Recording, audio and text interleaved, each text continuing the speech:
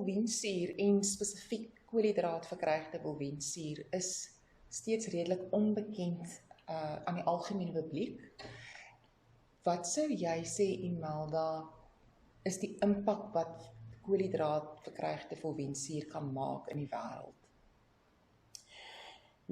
Daar is 'n groot beweging terug na natuurlike medisyne of natuurlike produkte Ja. wêreldwyd. Daar is ook 'n groot behoefte daaraan om weer terug te gaan na die natuurlike medisyne.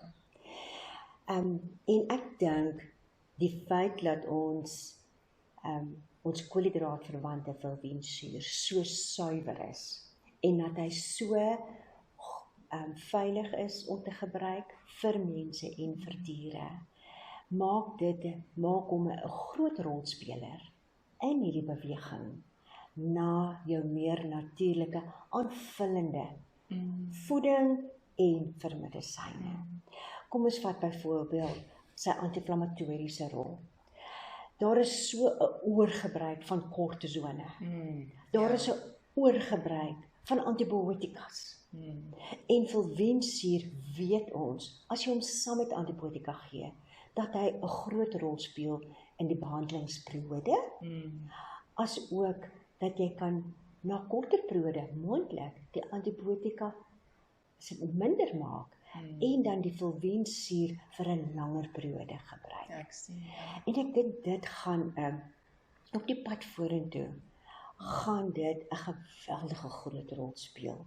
Hoe meer hulle die bruikbaarheid van volwensuur in aanvullings vir mense gebruik, in aanvullings in die diere gebruik, in die veeartseny gebruik, as daardie addisionele produk wat jou net oor die wenstreep gaan vaat en wat jou nie kort laat struikel en laat jy moet teruggaan na die vorige terapie en meer antibiotika en weer kortisone gee nie.